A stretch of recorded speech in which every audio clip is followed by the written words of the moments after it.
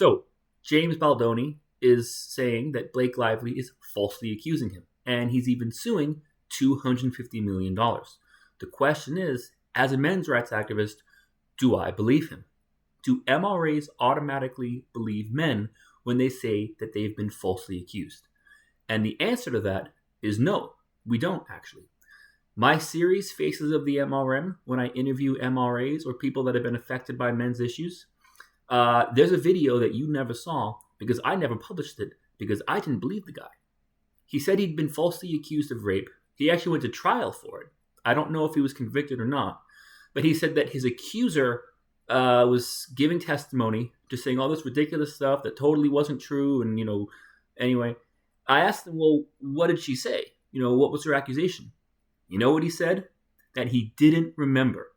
If I'm falsely accused of rape, I'm going to remember every single sneeze in that courtroom. I'm going to remember what every single person was wearing. I'm not going to forget a word of my own rape trial. I'm going to remember every single word the accuser says. I will never forget that in a million years. So I didn't publish it because I didn't believe him. Now, in regards to James Baldoni, what do I think? First of all, I'm just going to say, and this has nothing to do with gender or feminism or men's rights or anything. This is a Hollywood thing, okay? I was in Hollywood, barely, okay? I was as low on the totem pole as you can go, pretty much, but I was sort of there. I got close enough to know that it really is a sociopath, narcissist club. Like, it really is so full of those kinds of people. So anytime I hear a story with Hollywood people involved, especially two Hollywood stars feuding, immediately there's a huge asterisk. I just assume everything could be totally BS. Now, as far as Blake goes, and she's married to Ryan Reynolds, and I think that who you choose as a spouse says something about your character to some degree. I have seen them as kind of some of the good ones in Hollywood. James Baldoni, I have never heard of. So I really don't know. And I think Blake Lively is suing him, saying that he was being inappropriate on set, and I think he's suing the New York Times for publishing the story. Now there's all this stuff about different text messages, and he's counterclaiming and showing these. It's a whole right now. Basically, right now it's kind of a mess, and I really think it's too soon to say who I think is telling the truth. I really don't know. But I will say this.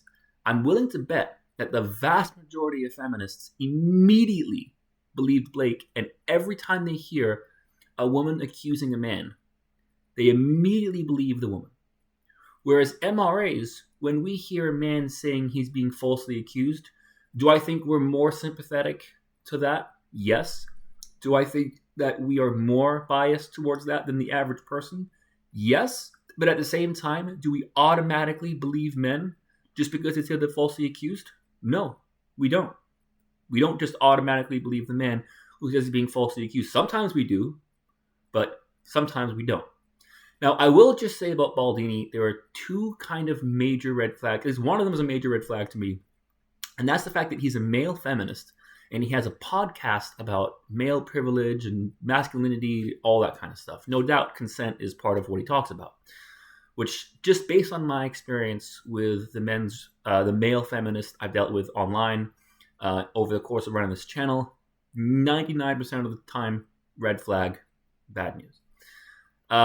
The second red flag is the amount that he's suing the New York Times for. $250 million is a comically huge amount. People who go to jail for a murder they didn't commit and then they get released after 20 years don't get that much money. Now, if the New York Times did in fact lie or cover up evidence, 100% he deserves to sue them. But $250 million is a value that only a completely delusional narcissist would think is even remotely reasonable. So, but I don't know. Overall, Blake Lively, Baldini, who's telling the truth? I'm not going to make a call. So we'll see where that goes.